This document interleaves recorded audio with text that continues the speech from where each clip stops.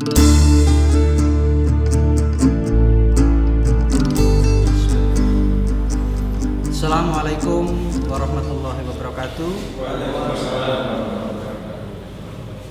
Alhamdulillahirabbil alamin.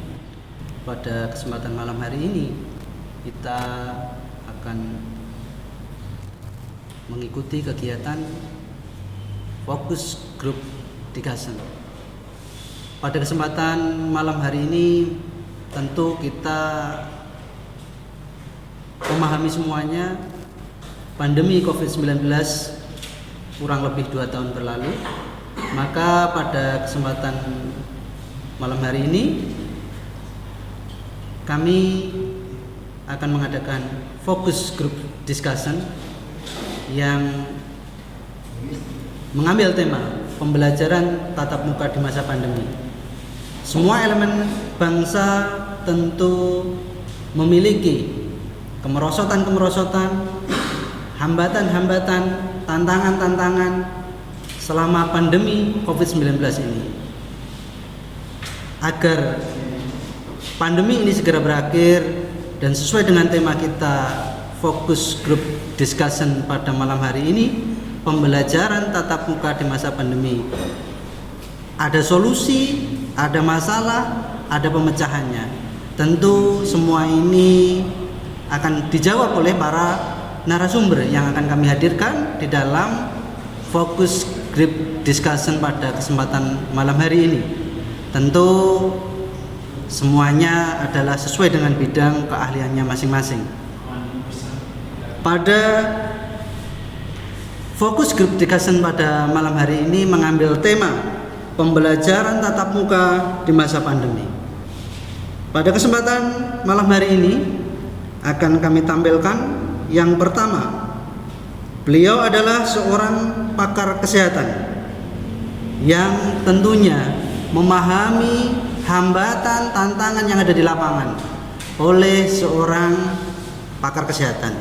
Maka dari itu pada fokus group discussion malam hari ini akan kami tampilkan. Beliau adalah Dr. Muhammad Amin, Magister Kedokteran Klinis, spesialis mikrobiologi. Kepada beliau kami aturkan untuk maju ke depan.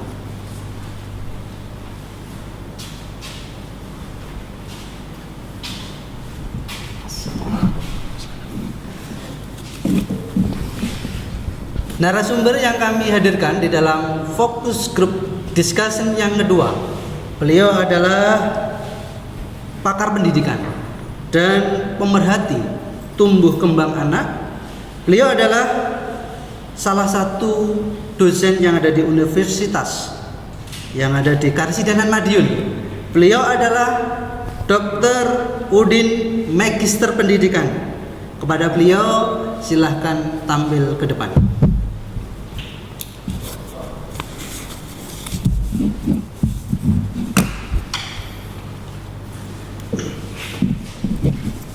Narasumber dalam fokus group discussion pada malam hari ini yang ketiga adalah beliau praktisi sekaligus psikologi pendidikan yang ada di Karsidenan Madiun.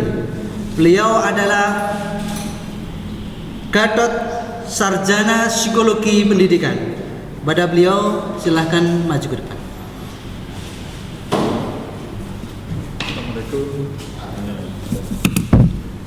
Pembicara yang keempat yang kami hadirkan pada fokus group discussion pada malam hari ini adalah beliau seorang tokoh pemuda dan sekaligus wali murid dari seorang siswa salah satu di sekolah dasar Islam.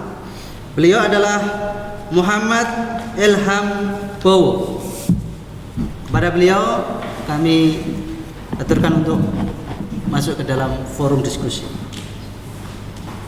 Pembicara dan sekaligus narasumber yang terakhir, beliau adalah tokoh masyarakat yang tentunya merasakan dampak adanya pandemi COVID-19.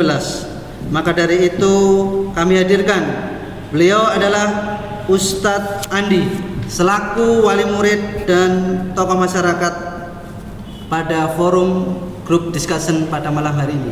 Kepada beliau kami silakan untuk maju pada tempat yang tersedia.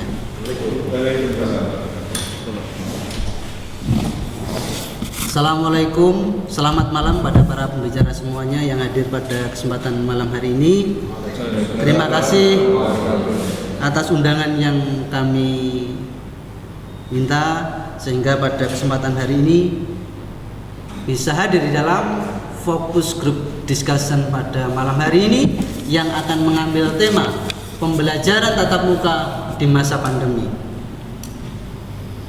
Para pembicara yang kami hormati semuanya, kami berharap nanti bisa memberikan ilmu dan penjelasannya berkaitan dengan pembelajaran tatap muka di masa pandemi ini.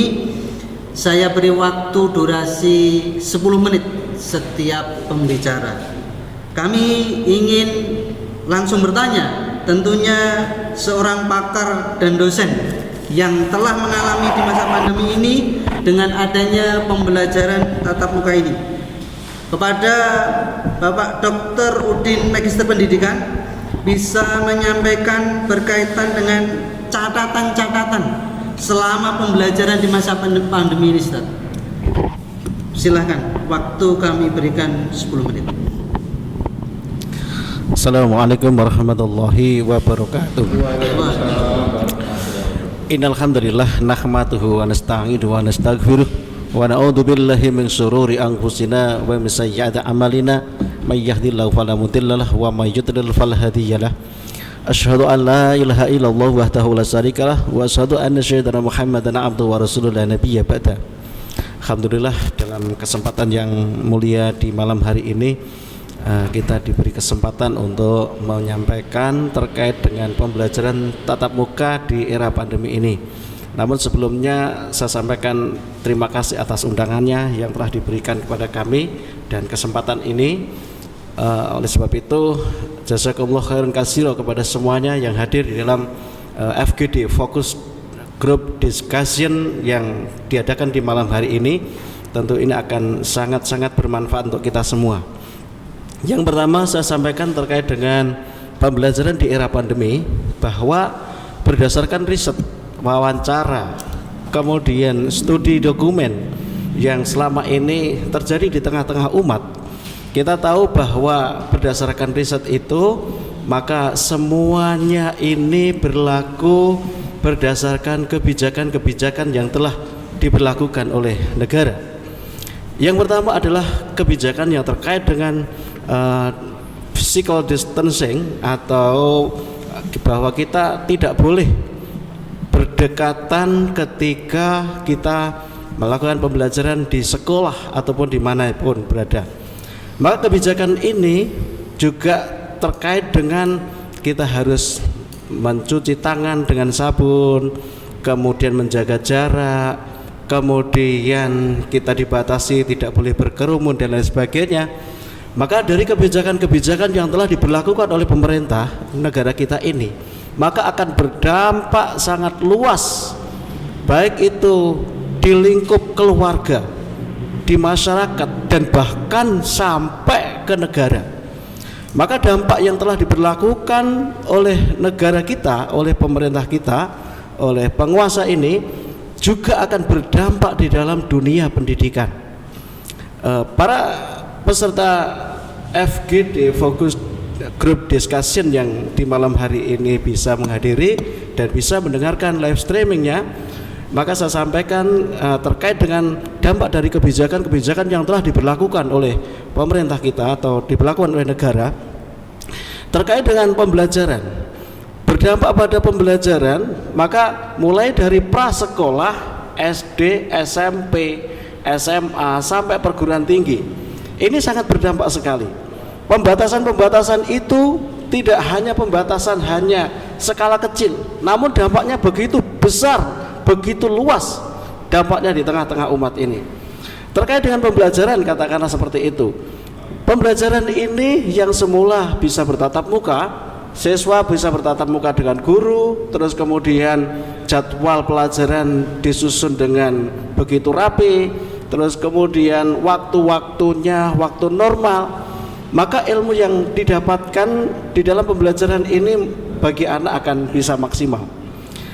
Begitu juga terkait dengan pembelajaran ini, bahwa pembelajaran di era pandemi ini, karena di era pandemi dengan pembatasan-pembatasan, maka dengan pembatasan pembelajaran ini, tentu ini kita tidak boleh melakukan pembelajaran secara tatap muka, diganti dengan pembelajaran secara daring atau dalam jaringan, atau mungkin bisa disebut secara online. Maka secara online ini, kalau semuanya mungkin di era yang normal saja, ini pendidikan kita sudah jauh ketinggalan. Dengan adanya masa pandemi, apalagi ditambah masa pandemi ini, maka secara online ini berdampak besar terhadap anak.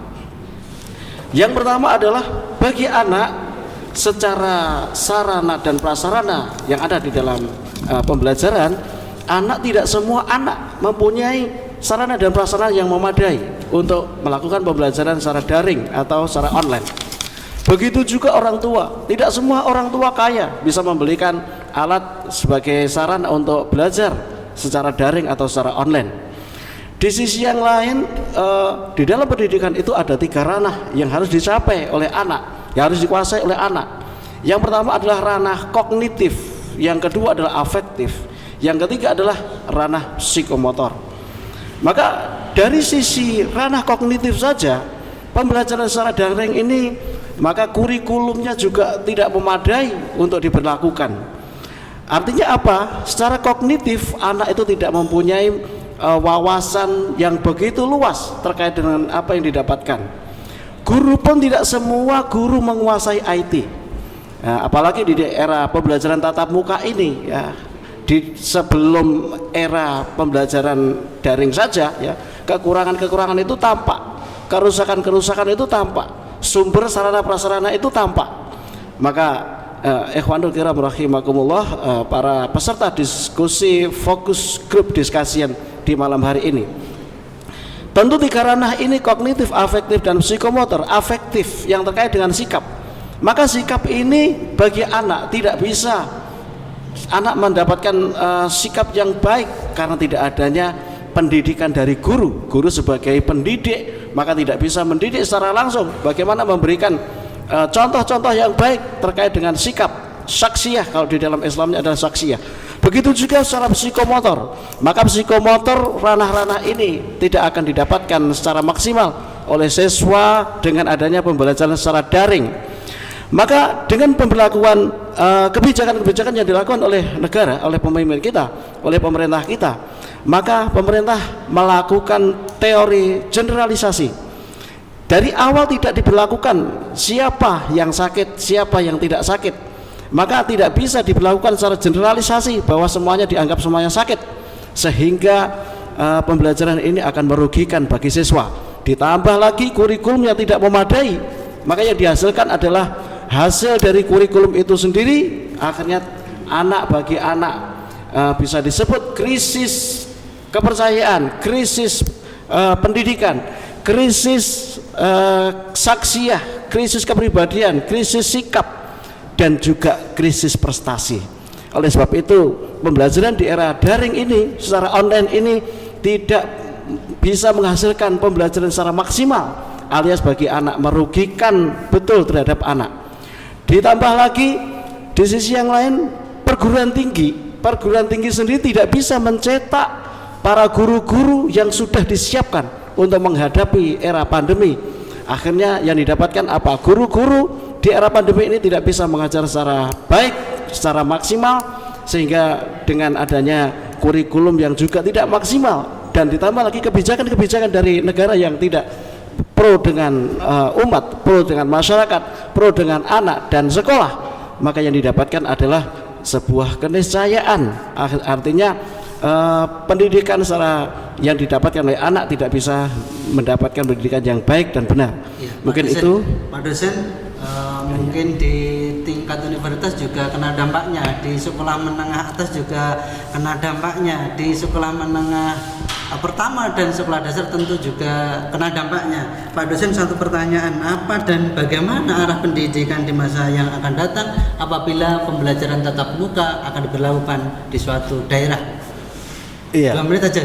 Iya. Pak dosen. Jadi pembelajaran yang kedepannya ini yang diharapkan adalah pembelajaran normal. Pembelajaran normal sebelum pandemi saja, yang saya catat ini bahwa sebelum pandemi saja pembelajaran kita itu tidak bisa maksimal. Kemudian ditambah lagi pembelajaran di era pandemi ini, akhirnya pandemi pun akhirnya tambah lebih jauh lagi, tidak bisa mendapatkan hasil yang maksimal. Tentu kedepannya yang kita harapkan adalah pembelajaran yang unggul, pembelajaran yang bisa mumpuni, bisa menjawab semua persoalan-persoalan, permasalahan-permasalahan umat. Tentu ini adalah pembelajaran sesuai dengan apa yang dicontohkan oleh Rasulullah, pembelajaran yang bisa ditopang dengan sumber daya alam, sumber daya manusia, dan sumber sarana dan prasarana yang memadai sehingga hasilnya bisa memadai. Tentu adalah pembelajaran Islam, pembelajaran yang dicontohkan oleh Rasulullah Shallallahu Alaihi Wasallam. Mungkin itu. Iya, terima kasih kepada Bapak Dr. Udin, Magister Pendidikan. Kemudian akan saya berikan yang pembicara kedua berkaitan dengan praktisi dan psikologi pendidikan. Akan berikan kesempatan pada Bapak Gatot.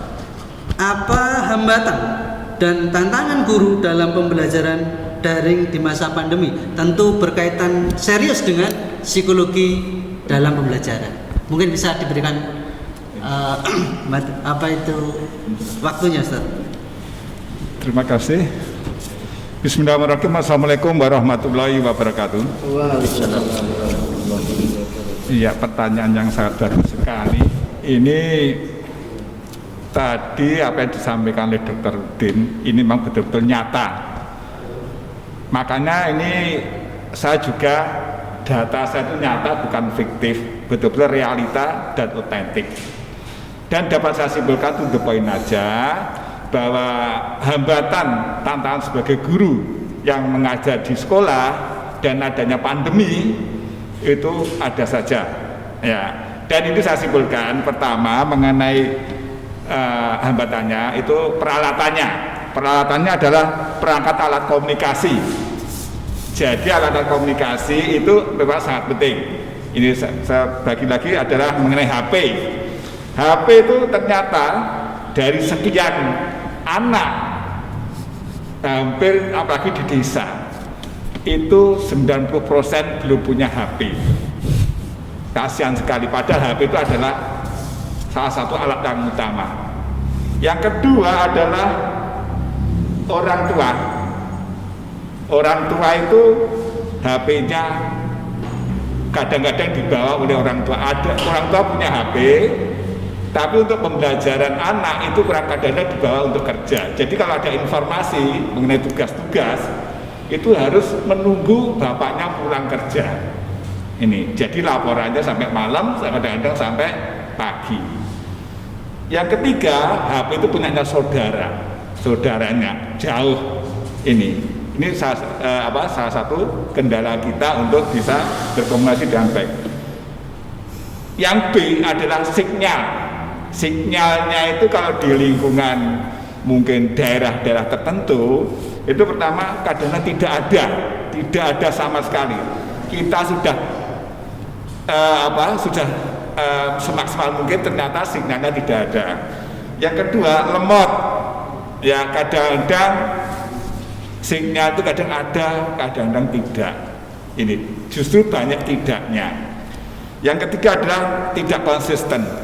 Ya, kadang-kadang jam sekian, kadang-kadang tidak ada sama sekali. Ini ada salah satu untuk hambatan kita. Selanjutnya adalah mengenai paketan atau pulsanya dan paketan.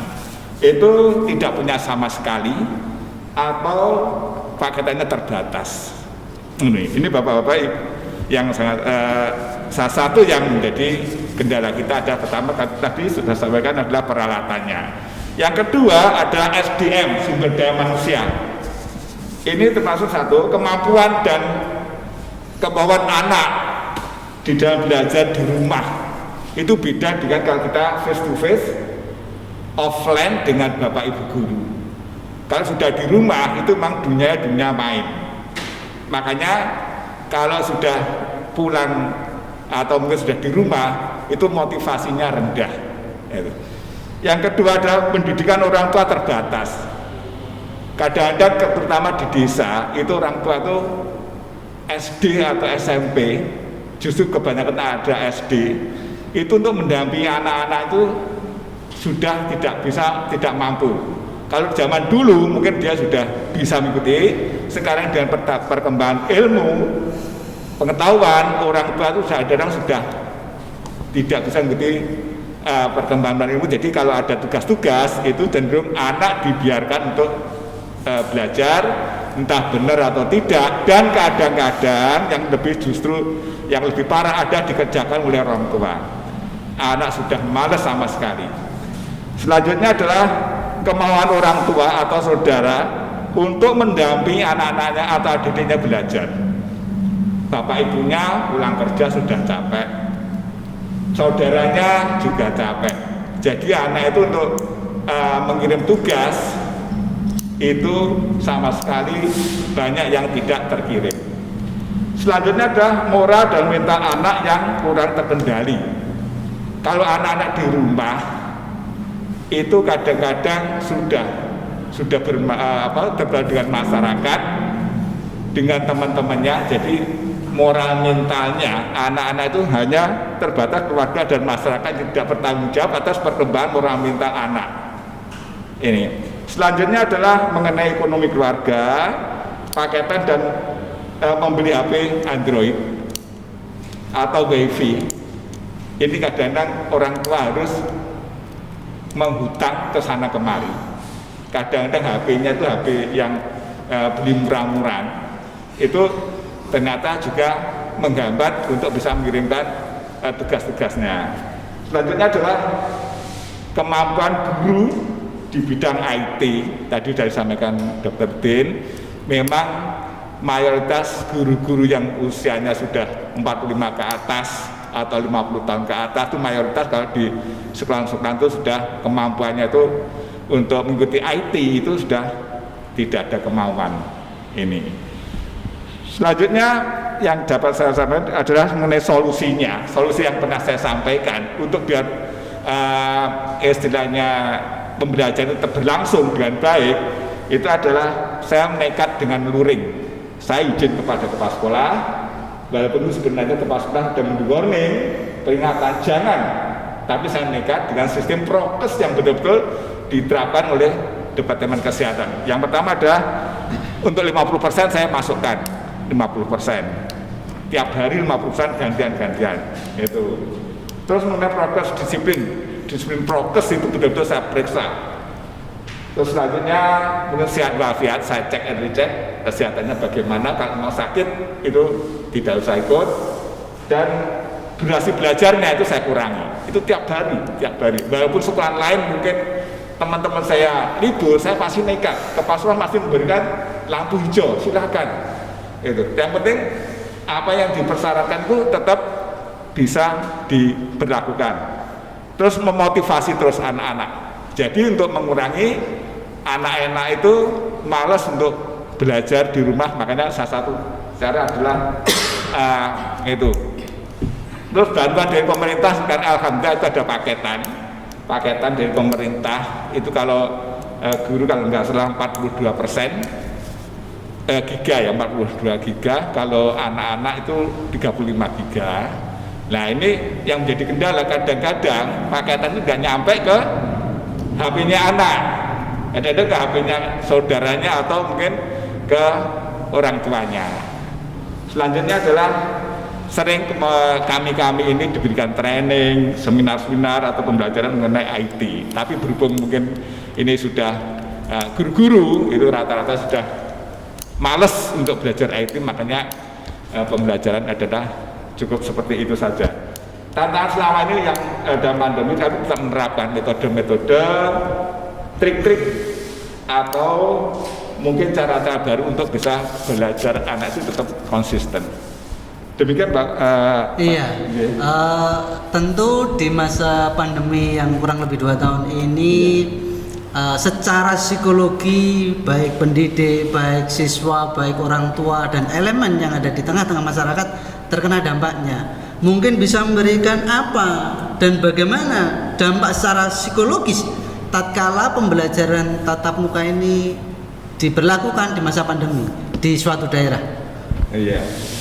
Memang begitu ya, disampaikan memang secara psikologis itu anak sendiri, orang tua dan guru, masyarakat, pemerintah itu dampaknya terhadap dengan adanya pandemi itu memang ya kita sadari bahwa kondisi begini kita harus menyadari, kita harus save kira-kira bagaimana cara kita untuk biar pembelajaran itu tetap berlangsung dengan baik, seolah kalau biasa hal-hal yang semacam ini bukan menjadi kendala utama, dan tetap anak-anak semuanya yang stakeholder maupun bottom up harus tetap ready, harus siap untuk belajar, untuk bisa pembelajaran itu berlangsung dengan baik, walaupun itu adalah ada kendala kecil. Jangan dianggap sebagai kendala kecil atau kendala itu jadi motivasi kita rendah, tetap kita konsisten gitu Pak. Iya, masih bersama fokus group discussion pada malam hari ini dengan mengambil tema pembelajaran tatap muka di masa pandemi. Yang pertama adalah berkaitan dengan catatan-catatan di masa pandemi. Berikutnya pembicaraan yang kedua berkaitan dengan psikologi dampak kepada insan pendidikan. Tentu pembicaraan yang ketiga ini akan kami sampaikan berkaitan dengan kesehatan. Tatkala pembelajaran tatap muka di masa pandemi ini diberlakukan, di sini sudah ada pembicara yang ketiga adalah beliau, Pak Dr. Muhammad Amin, Magister Kedokteran Klinis, tentu bisa memberikan apa dampak di bidang kesehatan tatkala pembelajaran tatap muka diberlakukan selama daring. Terima kasih. Monggo. Baik, terima kasih Pak Nuradi atas kesempatan diberikan kepada kami. Assalamualaikum warahmatullahi wabarakatuh. Bismillahirrahmanirrahim. Alhamdulillahirabbil alamin.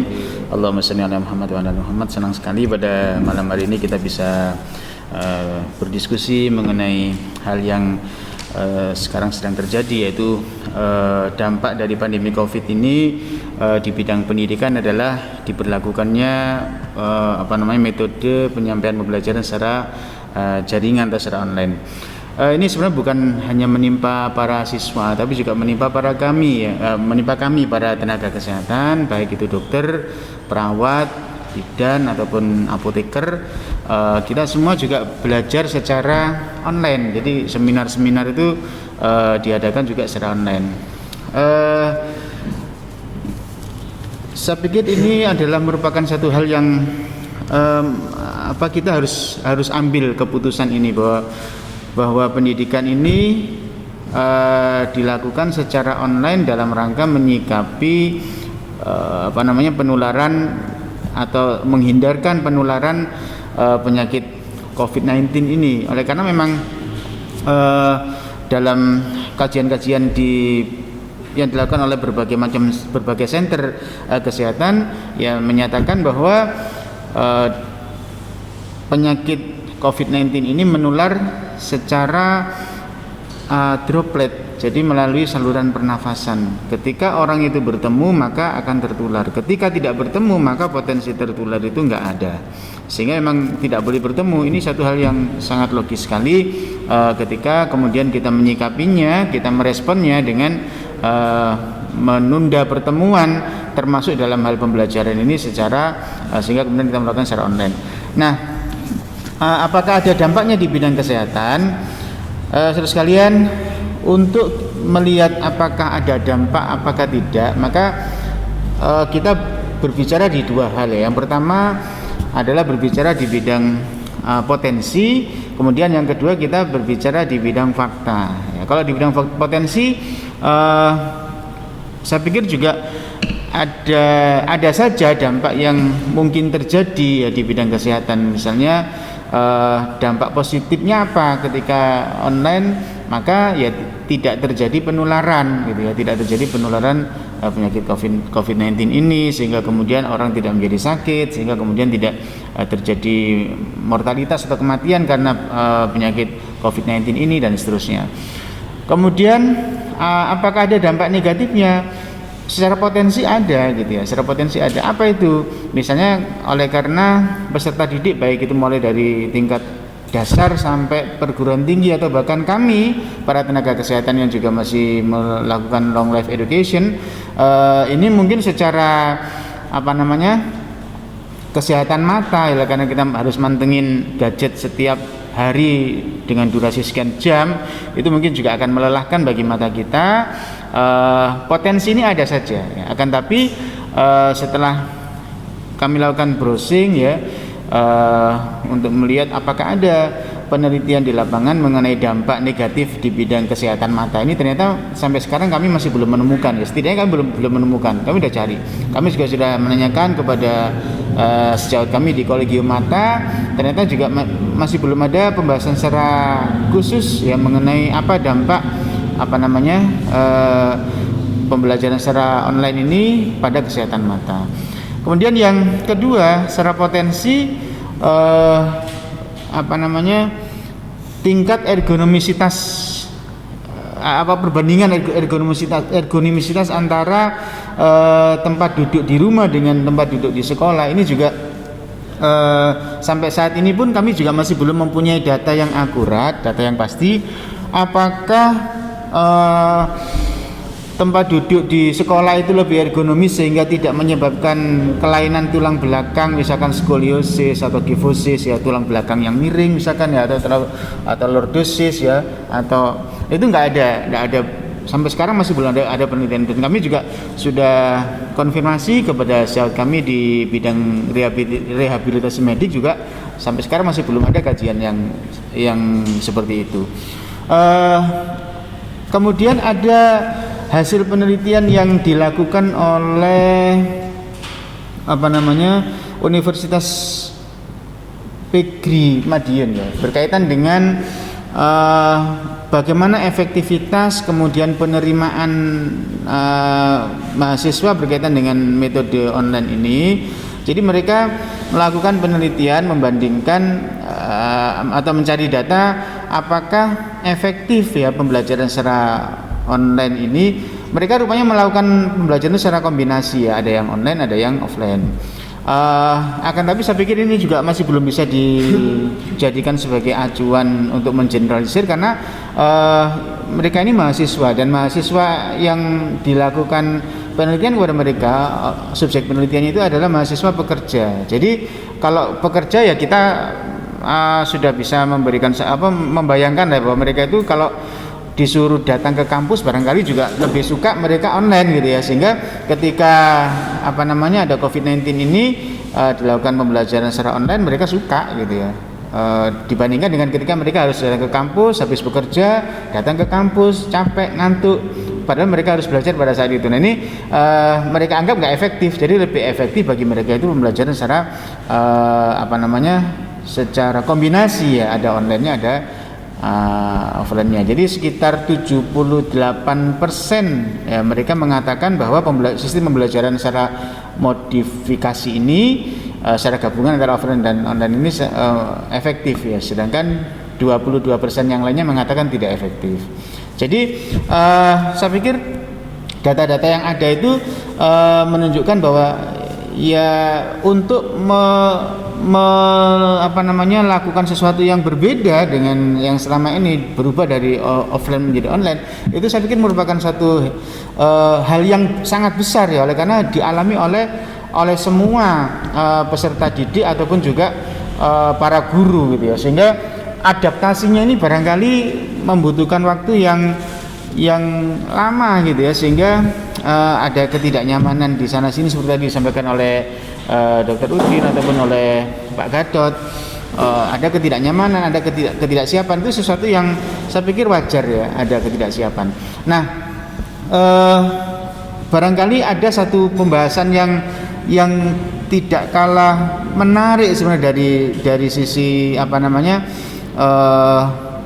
peralihan dari offline ke online tadi itu, yaitu apa sih yang sudah dipersiapkan oleh semuanya, ya, terutama sekali yang paling bertanggung jawab di dalam melaksanakan, oleh karena kita ini sebagai kaum muslimin ya, maka basic pembahasan kita ini kan adalah syariat Islam. Jadi apa yang dilakukan oleh, yang sudah dilakukan oleh penguasa atau oleh pemimpin sebagai orang yang paling bertanggung jawab berkaitan dengan pelaksanaan hadis Nabi thalabul ilmi faridatun ala kulli muslimin. Menuntut ilmu itu merupakan kewajiban atas seluruh kaum muslimin. Apakah itu sudah dikerjakan dengan sebaik-baiknya, pemberian fasilitas sarpras untuk melaksanakan kewajiban itu, ataukah masih belum? Saya pikir itulah nanti yang perlu kita dalami. Terima kasih.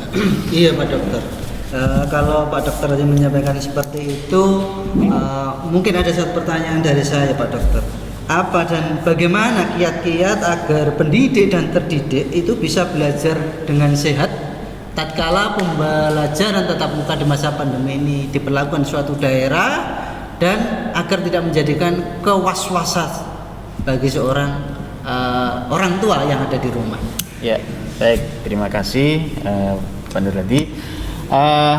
Kiat-kiat yang pertama adalah meyakinkan diri kita masing-masing, baik itu pendidik, kemudian anak didik ataupun juga keluarga, bahwa sistem pembelajaran secara online pada masa pandemi ini merupakan pilihan yang harus kita ambil, ya. Oleh karena ini, mental ini harus kita persiapkan dulu, sehingga ketika misalkan ada kekurangan di sana sini, kita segera akan mencari apa solusi yang bisa kita lakukan. Karena ini masalah teknis saja, mau offline, mau online, itu masalah teknis saja.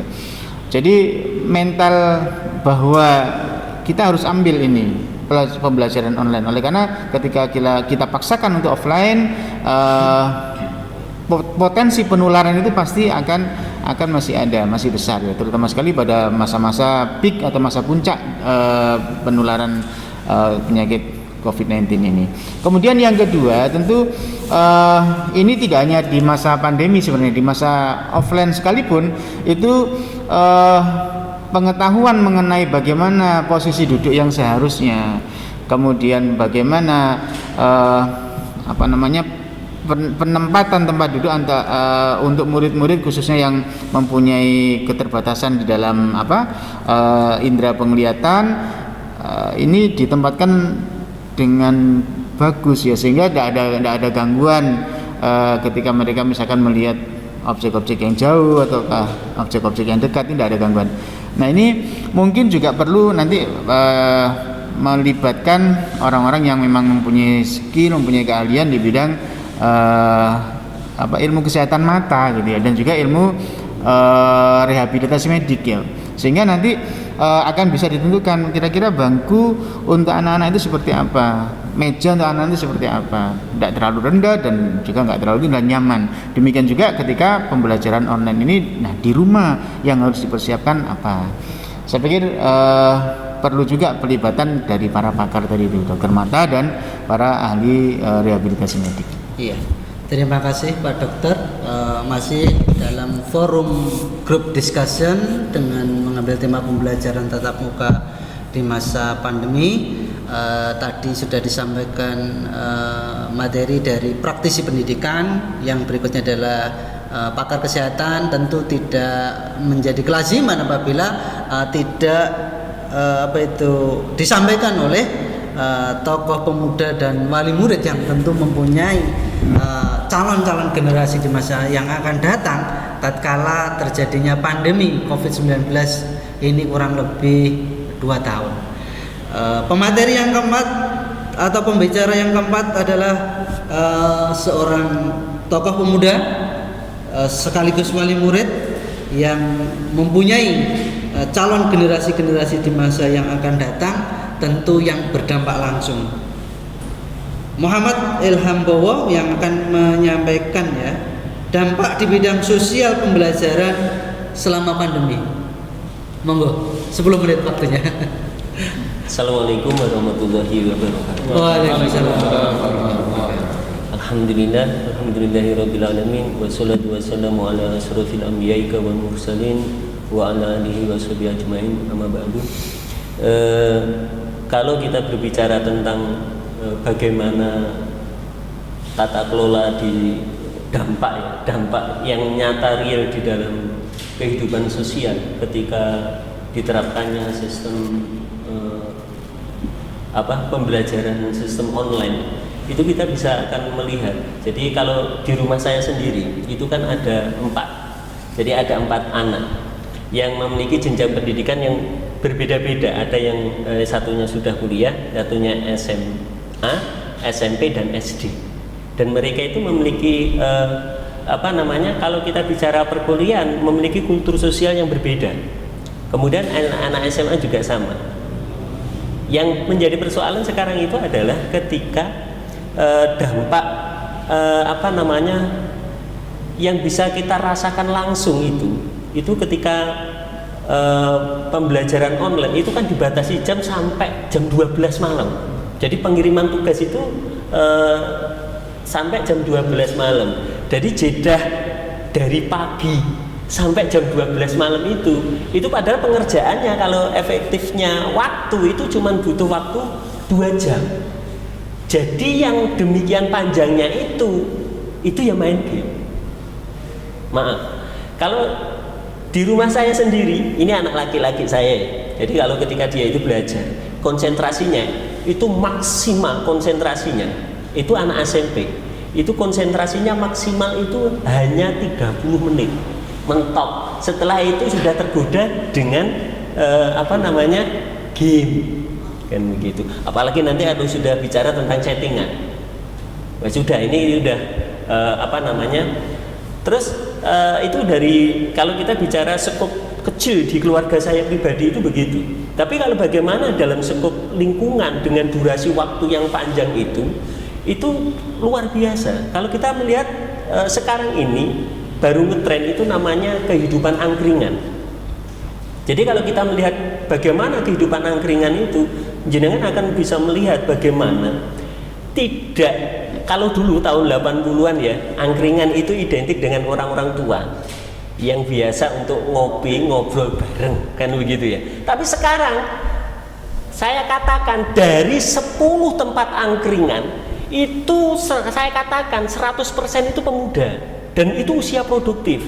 Anak SD, SMP, SMA, kuliah itu nongkrongnya di angkringan sekarang. Mereka itu yang anehnya gitu loh. Ini pengaruh gadget itu sampai begitu. Walaupun kita itu berdekatan gini ya, kalau sudah pegang HP itu tidak noleh sama sekali. Ini kalau saya itu, kita bisa bayangkan untuk hal yang seperti itu misalkan. Jadi itu luar biasa dampaknya. Apakah mereka itu main seperti itu saja? Enggak, mereka itu konsentrasi main game. Kalau habis kuotanya ya minta orang tua, kan lebih membebani lagi. Itu yang pertama. Yang kedua, bagaimana dalam kancah kehidupan sekarang itu pergaulan laki-laki dengan perempuan. Wah, itu lebih ekstrim. Kalau catatan di KUA saat ini, jenengan boleh datang ke sana. Berapa yang sudah minta nikah? Nah, gitu. Jadi artinya apa? LKMD, lamar keri meteng dhisik. Nah, itu terjadi itu. Dan ini fenomena yang bukan baru lagi, tapi dengan adanya seperti ini itu akan lebih merangsang lagi gitu. Luar biasa lagi, lebih gila lagi. Dan sekarang itu banyak di angkringan itu, terlepas dari seks bebas tadi, kemudian bagaimana dampaknya terhadap jenis penyakit kelamin itu setiap tahun itu naik. Di lingkungan tempat tinggal saya aja, satu RW itu lebih dari 7 orang yang sudah kena HIV/AIDS. Itu se-RW. Bayangkan itu saja ya, di lingkungan saya, tempat tinggal saya saja. Kemudian bagaimana dampak ketika kita itu sudah berbicara tentang ini, hubungan laki-laki dengan perempuan ini sudah tidak terkontrol. Karena apa? Figur anak saat ini ketika terbentuknya pendidikan yang berbasis online tadi, itu figurnya bukan orang tua, figurnya HP. Kalau dimeniti HP itu bingung nih, nanti jam berapa gitu, toleh gitu. Dan itu figurnya itu bukan orang tua, tapi figurnya adalah gadgetnya itu. Jadi ini yang berbahaya, sehingga peralihan ke orang tua. Bagaimana susahnya orang tua untuk mendidik anak saat ini itu terasa sangat berat. Jangan dibilang main-main. Kalau kita bicara anak, coba kita dilihat di lingkungan tempat tinggal kita. Sekarang itu orang misuh, bocah misuh ibu itu biasa. Loh kan gitu kan ya. Berarti kan abnormal sekali itu. Jadi ini benar-benar kejadian di lingkungan tempat tinggal saya sendiri. Saya tidak akan melihat yang lain. Bagaimana dengan kondisi kota yang lebih besar? Mungkin jauh lebih mengerikan. Wong desa wae malah hancur. Kan begitu. Nah inilah dampak yang bisa kita rasakan. Apakah nanti bagaimana dengan setiap angkringan, kalau jenengan persani, nanti mesti ada suguhan namanya arak. Jadi kalau di sana itu biasanya itu kalau malam hari itu mesti disediakan namanya minuman keras. Sering saya menjumpai ya, kalau di lingkungan tempat tinggal saya, kalau ada saya langsung lari itu. Tapi kalau yang tidak terselamatkan, pagi harinya itu kita bisa melihat bekasnya. Itu bayangkan itu. Jadi kalau sudah di situ disediakan rokok, karena masuk narkoba itu salah satunya adalah dari rokok. Dan kemudian sudah minuman keras, dan itu tinggal satu klik lagi sudah main narkoba. Dan saya melihat perilaku masyarakat seperti ini itu condong bahwa mereka itu akan melakukan hal yang seperti itu. Maaf kalau di lingkungan tempat tinggal saya itu sekarang itu karena sulitnya ekonomi, sulitnya untuk mencari penguripan bahasanya ya, nyolong pitik lu dilakoni Pak. Saya setuju. Di lingkungan saya itu loh, saya itu sudah kehilangan burung berapa itu di rumah itu. Jadi dicuri itu bener itu. Jadi dijual. Dan yang mencuri itu bukan orang tua. Anak-anak itu yang berbekal ingin membeli kuota. Lah ini dampak itu. Karena apa? Ternyata apapun yang dalam prosesnya, seharusnya kebijakan pemerintah semuanya ini terkait dengan aspek kebijakan dan sistem yang mau diterapkan pada kita. Kalau dari sekian dari pemateri awal tadi membahas bahwasannya ketika sistem yang kita canangkan di dalam kehidupan ini tidak berbasis kepada keimanan dan ketakwaan, saya jamin kehidupan kita itu pasti hancur. Jadi kalau kita itu berbasis keimanan dan ketakwaan, insya Allah kita itu aman. Ya mungkin ini yang kurang lebihnya sedikit yang bisa saya sampaikan, karena ini kenyataan dalam kehidupan, dan kebetulan saya sendiri adalah sebagai tim P4GN di Provinsi Jawa Timur. Saya dan jenengan dalam dampak sosial selaku tokoh pemuda dan orang tua merasakan betul betapa akan terjadi loss generasi tatkala memang pandemi ini tidak akan segera berakhir, dan secara tatanan sosial rusak tatkala ini terus-menerus akan dilakukan. Satu pertanyaan, mungkin apa dan bagaimana kiat-kiat orang tua agar anak-anak tetap meningkatkan ketakwaannya setelah adanya daring menjadi luring apabila pemberlakuan tatap muka di suatu daerah itu diberlakukan? Prinsipnya itu begini. Jadi apakah dia online atau tidak online itu persoalannya tidak itu pada prinsipnya. Tapi kita melihatnya adalah apa yang sudah yang diberlakukan terhadap anak-anak kita itu ngajari, kita itu orang tua itu ngajari bagaimana anak itu bisa sholat, ngajari anak itu bisa ngaji, kan begitu ya. Tapi begitu kumpul dengan temennya langsung disodori arak begini, kita bisa apa kalau dia di luar? Artinya ternyata kalau kita melihat seperti itu, kontrol yang terbaik bagaimana? Nah ini yang seharusnya sudah saya katakan tadi, bahwa kontrol terbaik dalam kehidupan kita itu adalah Islam. Artinya kalau kita sudah berbasic seperti itu, maka mau tidak mau menjadikan standarisasi perbuatan itu sesuatu yang baku, tidak boleh berubah. Kalau saya sudah katakan standarisasi baku, berarti kita sudah bicara tentang prinsip hidup, masalah akidah. Jadi inilah solusinya, dan bagaimana ya insya Allah nanti akan dibahas diskusi yang lebih menarik lagi nanti. Kalau ini dari tokoh pemuda Yang satunya akan kami minta pendapatnya sekaligus materinya berkaitan selaku tokoh masyarakat sekaligus wali murid dari orang tua.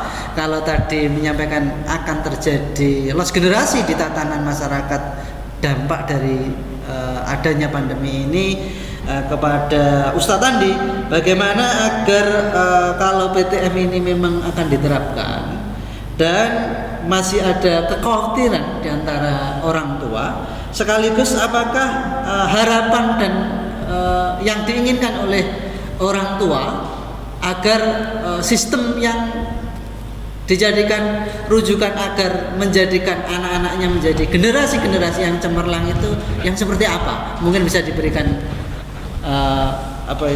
materinya. Ya, terima kasih. Assalamualaikum warahmatullahi wabarakatuh. Waalaikumsalam. Alhamdulillah. Mudah-mudahan forum kita ini menjadi forum yang berkah. Ya, karena memang pendidikan adalah investasi yang paling mahal. Ya, mahal memang secara maknawi mahal, dan memang secara nilai uang di zaman sekarang ini juga memang mahal. Ketika kita kembali melihat fakta yang ada di zaman sekarang, ya, di zaman ini, di zaman kita ini fakta yang mungkin nggak pernah ditemui ya di masa-masa yang lalu. Ya, kalau kita kembali di masa-masa yang lalu, nggak ada opsi sama sekali ya yang namanya pembelajaran melalui daring. Belum tercipta yang namanya handphone, gitu ya. Jadi kita ini generasi yang unik, gitu ya. Sehingga kemudian yang menjadi masalah dan yang diperdebatkan adalah lebih baik mana? Lebih baik dengan online atau dengan offline? Saya sendiri sebagai orang tua terus terang merasakan bahwa tidak semua orang tua punya kemampuan ya. Tidak semua orang tua punya kemampuan untuk mengajar bahkan kepada anaknya sendiri. Setiap orang tua punya keterbatasan, apalagi ketika pelajaran itu harus semua bidang. Bahkan guru saja untuk mengajarkan semua bidang banyak yang tidak mampu, apalagi orang tua yang memang kita katakan tidak sekolah gitu ya. Sehingga menjadi beban tersendiri, bahkan ya seringkali mohon maaf itu bahkan menjadi pemicu keretakan rumah tangga. Ya, pernah terbayang ada orang tua suami istri yang berantem gara-gara urusan sekolah anak. Ya, bahkan ada yang sampai seperti itu. Bisa jadi karena anaknya sekolah kemudian tugasnya banyak, suaminya nggak teropeni, nggak terurus. Ada yang sampai seperti itu. Atau ribut karena masalah-masalah yang lain. Sehingga ini kita bisa melihat apa yang terjadi di zaman sekarang. Mohon maaf, seakan-akan kita memaksakan diri menyelamatkan fisik, ya, menyelamatkan kesehatan, tapi di sisi lain kita lupa pemikiran, akal, budi pekerti, nilai sosial itu rusak semua. Itu anak-anak sehat tapi pikiran rusak semua gitu ya. Itu kita bisa lihat faktanya seperti itu. Berapa banyak anak yang selamat dengan konsep daring? Sangat sedikit ya. Kalau kita lihat di lapangan ya, bahkan kalau yang mungkin anaknya sekolah daring bisa lihat ya persentase pengumpulan tugas. Berapa persen yang mengumpulkan tugas dengan baik? Nggak sampai 20%. Ya, nggak sampai 20%. Ya karena memang itu. Yang 20% mengumpulkan pun juga kemampuannya itu juga di bawah rata-rata semua. Masya Allah. Gitu ya. Maka kita bisa lihat di sini yang menjadi masalah utama bukanlah pilihan antara daring atau bukan daring. Kenapa? Karena yang namanya pendidikan, ya, uslub yang dijalankan kembali lagi semua adalah bagian dari kebijakan pemerintah. Dan kita melihat baik dalam masa sebelumnya, sebelum pandemi, dalam masa pandemi, dan dalam masa sekarang peralihan, pemerintah ini tidak mengambil tanggung jawab penuh. Pemerintah membuat kebijakan setengah hati. Pemerintah ketika membuat kebijakan tidak menyiapkan sarana prasarana yang cukup. Ya. Kita bisa lihat, pemerintah memutuskan kemudian dengan daring. Apakah pemerintah menyiapkan bagi setiap rumah tangga, setiap anak itu dibekali gadget satu-satu? Kan enggak. Beban pada orang tua, betul orang tua. Anaknya satu, lah kalau anaknya 5. Orang tua mana yang tiba-tiba sanggup membelikan handphone kepada 5 anak? Itu sudah logika sudah nggak masuk gitu ya. Maka kita kembali bahwa ketika kita merefleksikan diri kita kepada Islam, maka Islam punya solusi yang sangat-sangat besar. Apa?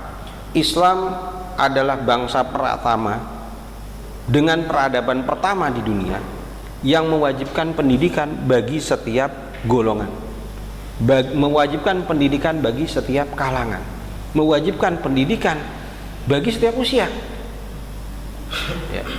Islamlah yang memulai bahkan pendidikan dari anak usia prasekolah pada zaman Umar bin Khattab. Ya. Islam pendidikannya tidak lagi membedakan antara yang kaya dengan yang miskin. Mereka semua mendapatkan pendidikan yang sama. Islam tidak lagi membedakan rakyat jelata dengan anak pejabat. Semua mendapatkan pendidikan yang sama. Dan jangan salah, pendidikan dalam Islam adalah pendidikan yang terbaik. Kalau kita ukur dengan nilai investasi, pendidikan dalam Islam adalah pendidikan yang sangat mahal.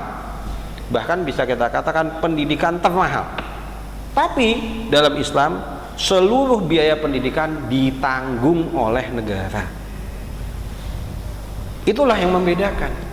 Sehingga apapun kondisinya, orang tua itu tidak terbebani. Kenapa?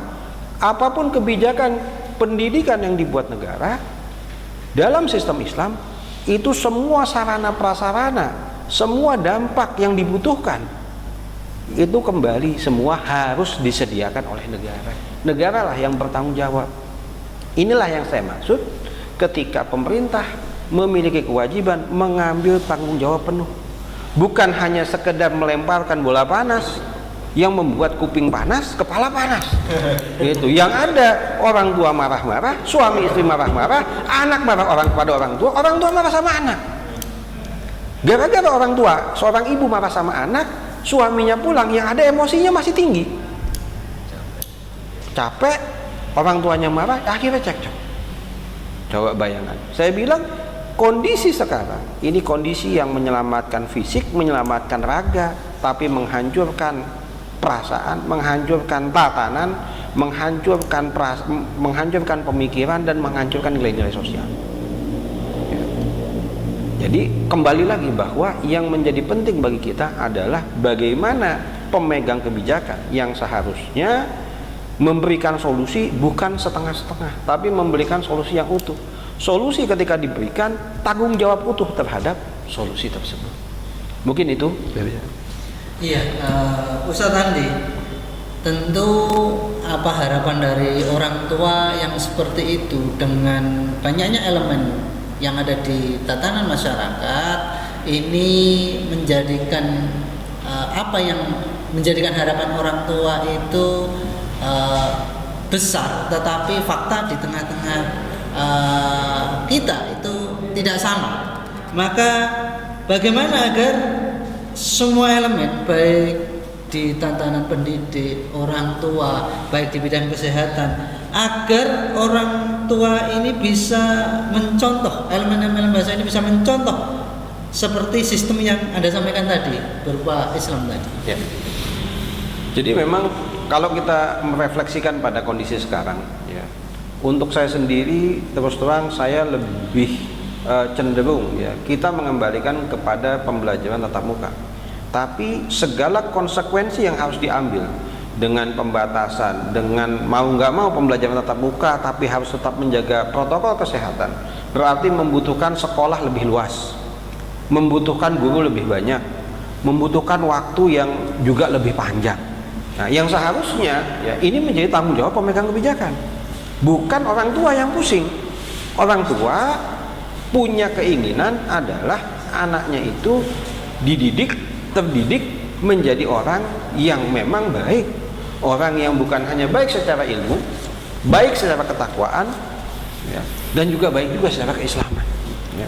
Sehingga memang ini kembali lagi ya, bola panas ini yang oleh pemerintah diserahkan pada kita kembalikan lagi. Pemerintahlah yang harus bertanggung jawab bagaimana memberikan solusi itu tuntas, solusi yang utuh, agar kita sebagai orang tua yang sudah bisa dikatakan mati-matian ya mengusahakan agar anak kita bisa sekolah, ini mendapatkan hak sebagai warga negara. Mungkin itu. Iya. Masih bersama fokus group discussion pada malam hari ini dengan mengambil tema pembelajaran tatap muka di masa pandemi.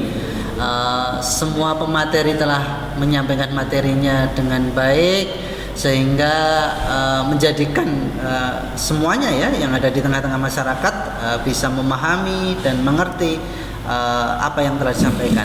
Mungkin di antara kelima pembicara tadi akan saya berikan kesempatan mungkin mau mengomentari dari pembicara-pembicara yang lain. Tentu ini agar kita juga memahami apa yang dirasakan oleh yang lainnya. Mungkin akan saya berikan kesempatan dulu kepada Pak Dr. Udin, Magister Pendidikan, yang mau disampaikan dan mengomentari oleh pemateri yang lain tadi, Ustaz.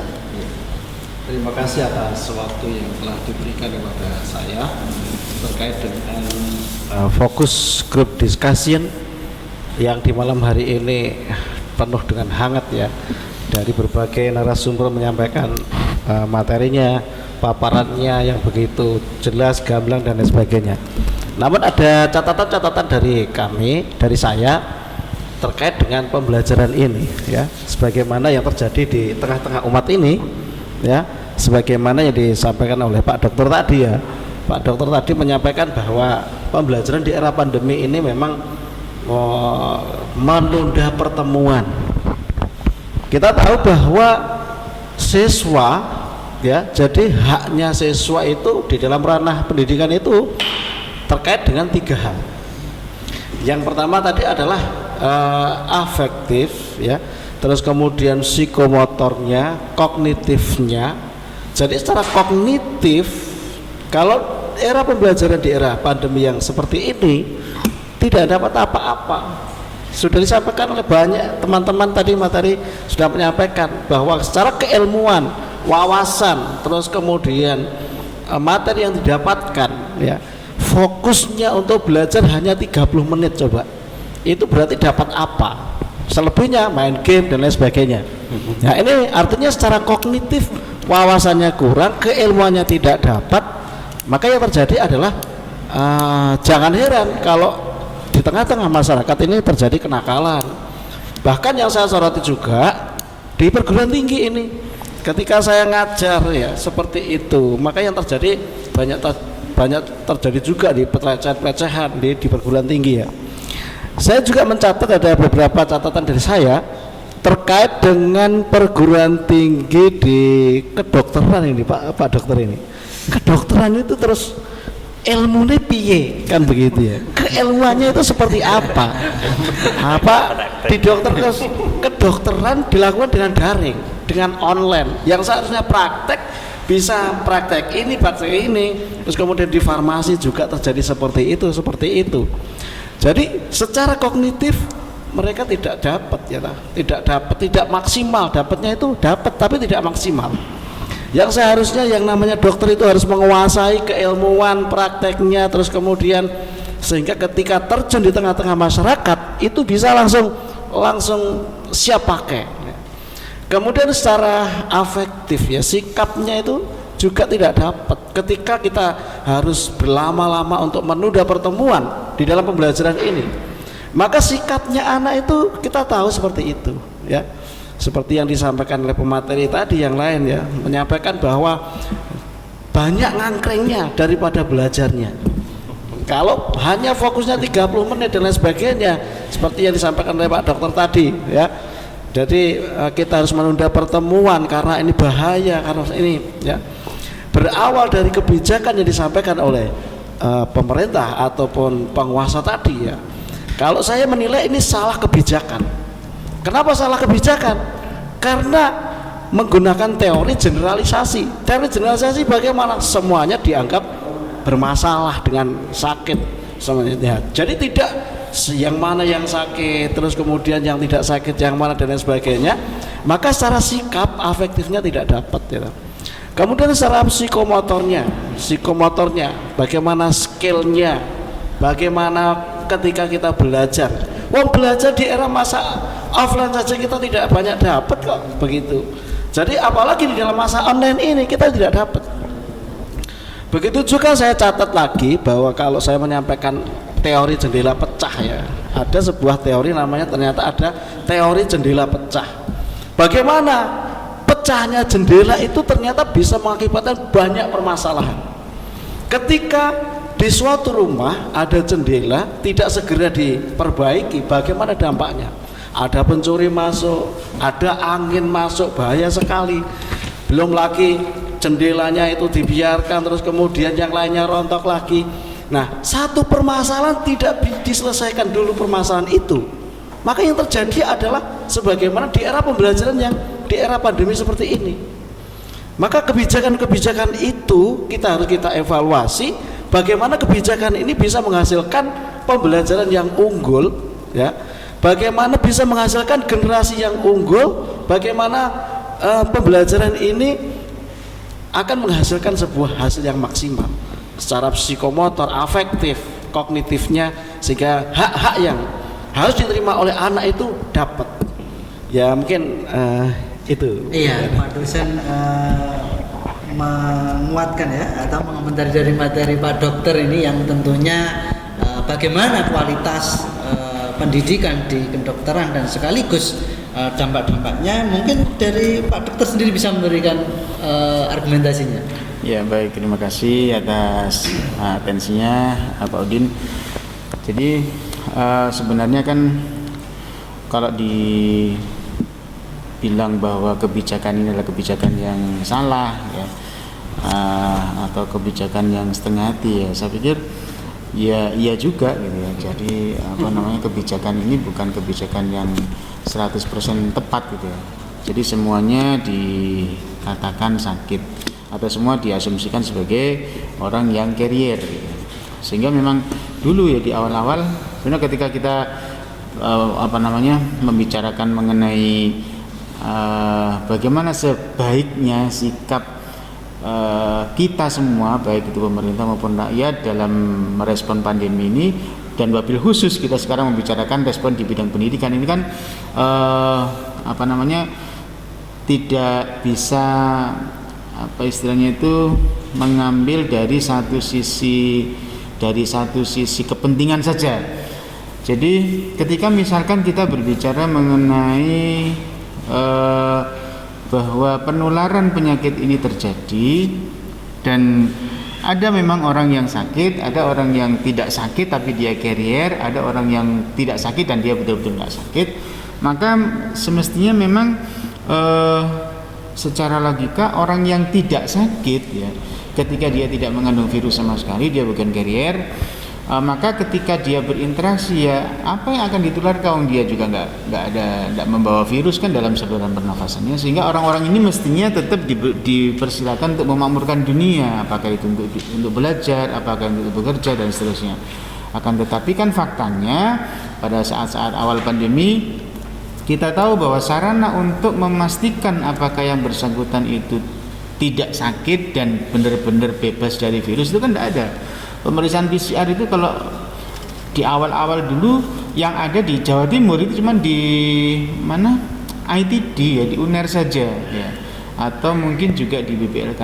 Tidak banyak, hanya 1-2 center saja itu yang punya itu, sehingga bisa dipastikan keinginan kita untuk melakukan pemeriksaan PCR sehingga kemudian ini lagi-lagi kita berbicara teknis ya. Teknis itu tidak memadai gitu ya, terkendala dengan kendala yang sangat besar sekali. Kendala apa? Kendala sarana prasarana tidak ada, tidak mencukupi untuk untuk jumlah populasi di Indonesia atau di Jawa Timur. Kemudian juga berkaitan dengan biaya gitu kan, berkaitan dengan biaya itu mahal sekali di awal-awal ya, sebelum ada gonjang-ganjingnya bisnisnya siapa itu yang Lord siapa itu ya itu kan masih mahal sekali ya, masih mahal sekali. Kami sendiri melakukan penelitian di bidang itu dulu ketika masih mahasiswa, itu memang mahal, sangat-sangat mahal sekali. Nggak tahu apa yang bikin mahal, apakah itu pajaknya, apakah itu ada kenaikan harga dari beberapa pintu ya, walau alam apa yang terjadi, tapi itu memang mahal sekali ya, sebelum kemudian masyarakat rame-rame protes sehingga kemudian sekarang diturunkan dengan harga yang sangat murah, sangat murah sekali. Nah, jadi maksud saya ketika di awal itu kita hanya berpikir ekonomi saja ya, tanpa berpikir yang lain-lain, maksud saya adalah bahwa untuk melakukan satu kebijakan yang frontal ya, yang sangat drastis dari offline ke online, itu kan membutuhkan habit kita masih belum di situ gitu loh. Surplus kita masih belum di situ, belum mendukung 100%, sehingga ya semua kalang kabut itu. Walaupun sebenarnya saya juga mengikuti yang disampaikan oleh salah seorang profesor dari ITS ya, beliau pakar beliau seorang pendidik di ITS, beliau juga nggak sepakat sih dengan pembelajaran klasikal gitu Pak Odin. Jadi sejak sebelum pandemi itu beliau sangat mengkritik keras ya pembelajaran secara klasikal. Beliau nggak sepakat dengan pembelajaran klasikal. Lalu harusnya pembelajaran seperti apa? Ya versi beliau pembelajaran itu pokoknya bukan klasikal gitu ya. Entah itu sekolah alam, entah itu sekolah keluarga dan seterusnya.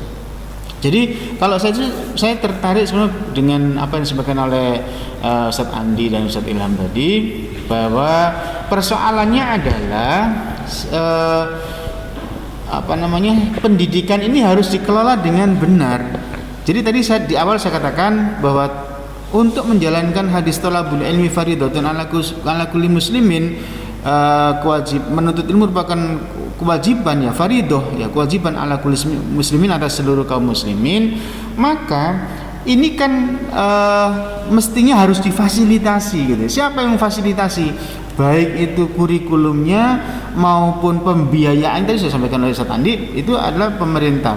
Pemerintah harus betul-betul menyediakan kurikulum yang tepat untuk menjadikan dan mampu ya, yang untuk menjadikan anak-anak didik itu menjadi orang-orang yang berkepribadian Islam, orang yang soleh ya, orang yang solihah, orang yang tidak korup ketika mereka menjadi pejabat, orang yang tidak bicara radikul ya ketika dia menjadi pejabat dan seterusnya, orang yang tidak pro pengusaha ketika dia menjadi pejabat, tapi orang yang taat kepada Allah Subhanahu wa taala menjadi apapun, ketika menjadi dokter, ketika menjadi perawat, menjadi guru, menjadi pejabat publik, mereka memegang karakter itu, dan itu adalah hasil pendidikan, baik itu pendidikan formal maupun pendidikan informal.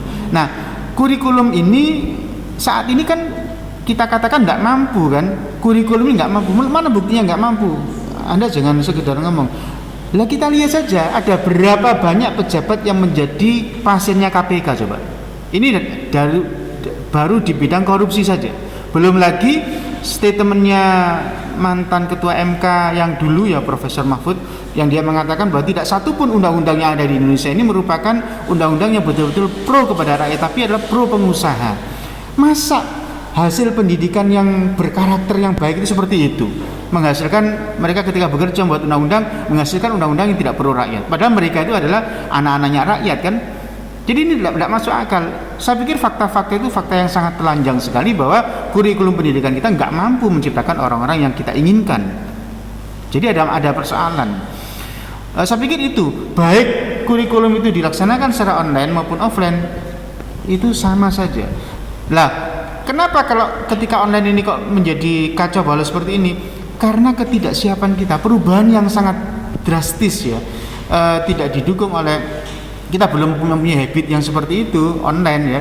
Maka ya begini ya, yang biasanya uang itu dibutuhkan 300 atau 5.000, 10.000 untuk transportasi, itu sekarang tidak ada. Tapi dibutuhkan dana lebih besar untuk apa? Untuk membeli gadget, gitu kan? Untuk membeli pulsa atau pakai data. Jadi sebenarnya kan tinggal mengalihkan aja kan. Tapi itu kan drastis itu loh. Itu drastis. Jadi masyarakat mungkin masih belum siap. Saya baca di penelitian yang dilakukan atau laporan yang dilakukan oleh beberapa center termasuk dari Padang ya. Itu mereka membuat pelatihan itu Pak Udin. Mereka membuat pelatihan buat guru dan keluarga. Pelatihan untuk menghadapi dunia online ini. Jadi itu ada pelatihannya. Tapi ini juga saya pikir bukan merupakan jawaban yang 100% memberi solusi gitu ya. Oke, yang pertama jadi ini kesiapan di dalam memberikan kurikulum ini saya pikir harus dibahas sedemikian rupa sehingga kurikulum tadi mampu untuk menciptakan anak-anak yang tidak lagi seperti itu ketika mereka menjadi apapun termasuk pejabat. Yang kedua, dari hal pembiayaan.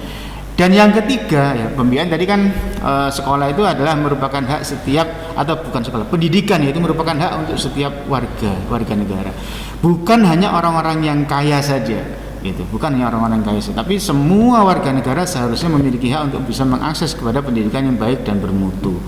Nah, kemudian yang ketiga, saudara sekalian, itu saya pikir yang perlu kita bahas di sini, ya, bukan cuma sekedar apakah kita pilih offline atau online, karena itu semuanya merupakan teknis saja. Yang ketiga adalah bagaimana penunjang untuk pendidikan ini juga betul-betul dipikirkan. Kalau dalam sebuah penelitian itu ada namanya confounding factors, faktor-faktor yang mempengaruhi sebuah kejadian. Maka di dalam penelitian, di dalam laboratorium, confounding factor itu semuanya dihilangkan. Ya. Apa saja yang menjadikan pendidikan kita itu tidak bermutu? Misalkan di sekolah anak itu, atau di rumah, ya, anak itu diajari untuk tidak berbohong. Ya, di sekolah diajari nggak berbohong. Tapi kemudian di rumah ketika hidup dengan orang tuanya, mereka diajari berbohong oleh orang tua. Kenapa? Karena orang tua ini termasuk produk pendidikan yang tidak bermutu juga, gitu. Gitu. Atau sebaliknya, ketika orang tua sudah mulai sadar, diajari jujur, tapi ternyata di media massa, di TV ataupun di YouTube mereka diajari nggak jujur, gitu. Jadi ada negativisme, itu sekarang terjadi. Jadi maksud saya, faktor-faktor penunjang yang memang itu sangat erat kaitannya dengan faktor pendidikan, merupakan faktor pengganggu bahkan, itu harus dihilangkan. Jadi pemerintah sebagai pihak yang paling berkuasa, paling berwenang dalam hal ini juga saya pikir sangat bertanggung jawab di hadapan Allah Subhanahu wa taala. Kenapa kok sampai terjadi adanya faktor-faktor pengganggu tadi itu, confounding factor tadi itu. Sehingga kemudian apa yang dibangun di sekolah, apa yang dibangun di rumah, apa yang dibangun di pesantren, di masjid, di madrasah, kemudian dirusak oleh lingkungan.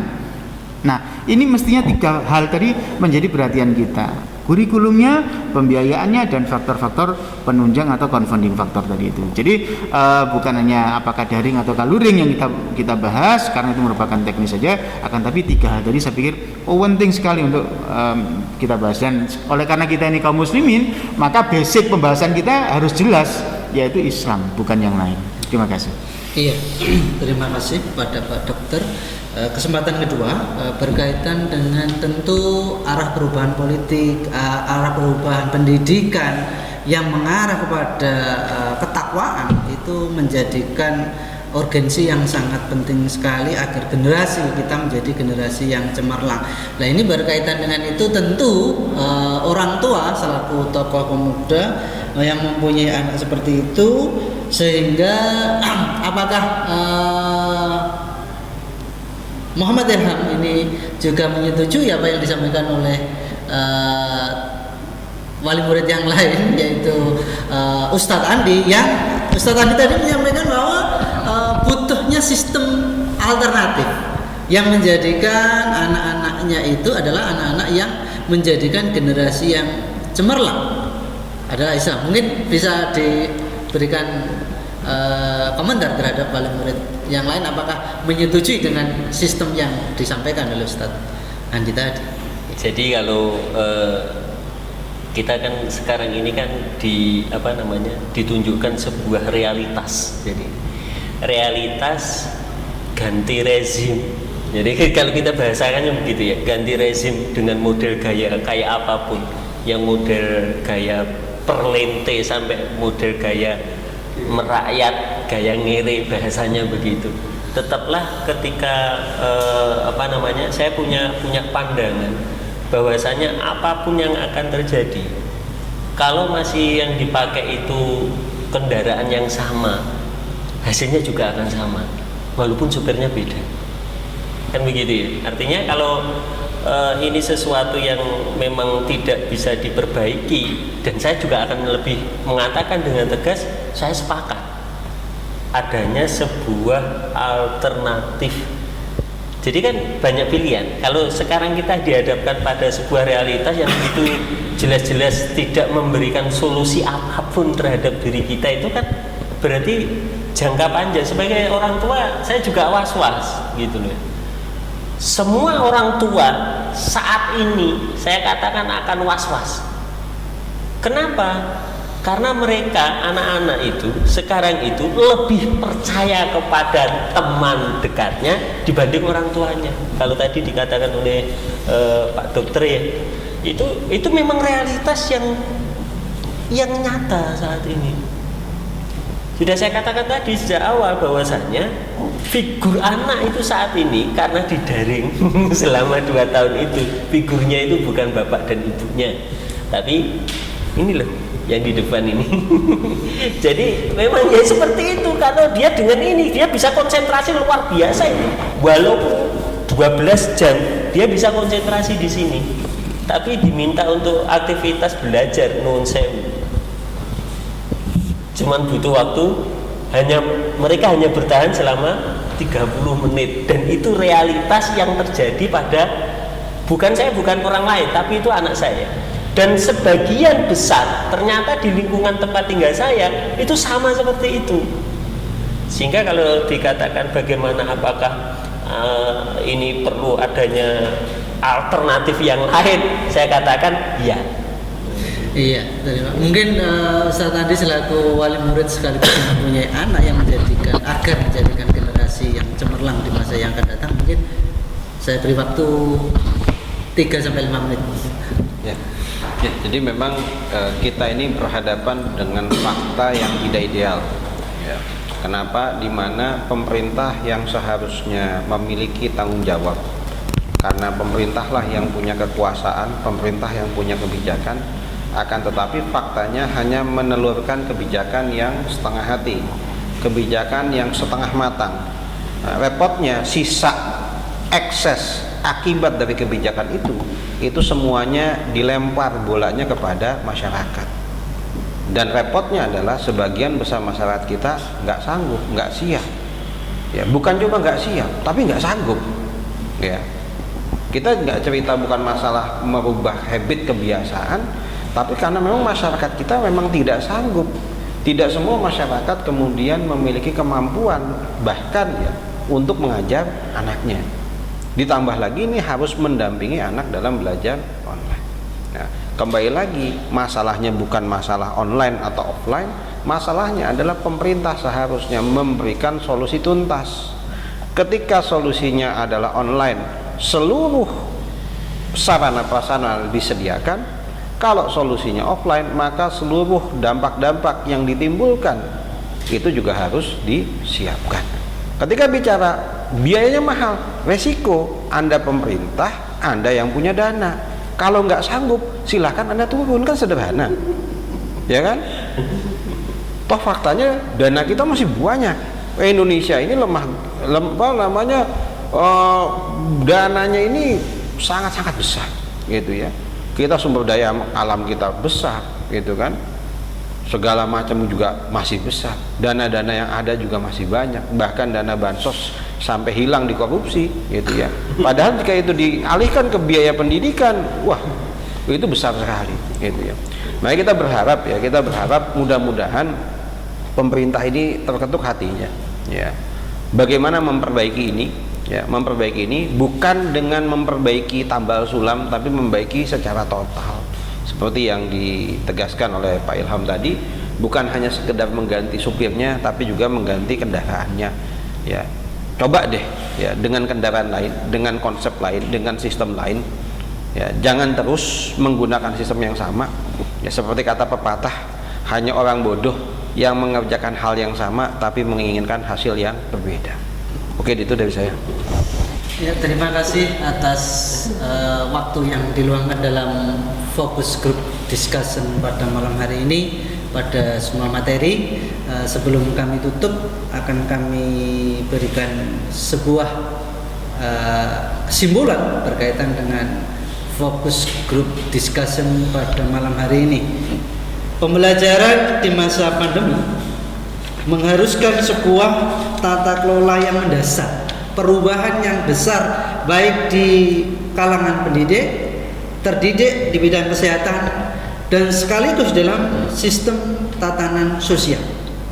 Pendidikan adalah investasi yang bernilai sangat mahal dengan segala aspek kehidupannya, yang menjadikan investasi pendidikan yang lebih unggul.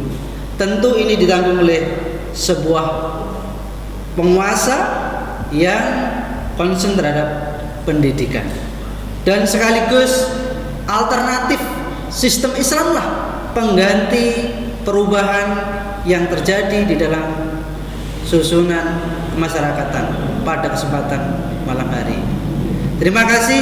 Mungkin akan kembali kepada fokus group discussion pada berikutnya. Terima kasih atas para pematerinya. Saya ucapkan banyak terima kasih. Kami tutup. Assalamualaikum warahmatullahi wabarakatuh. Waalaikumsalam warahmatullahi wabarakatuh. Alhamdulillah.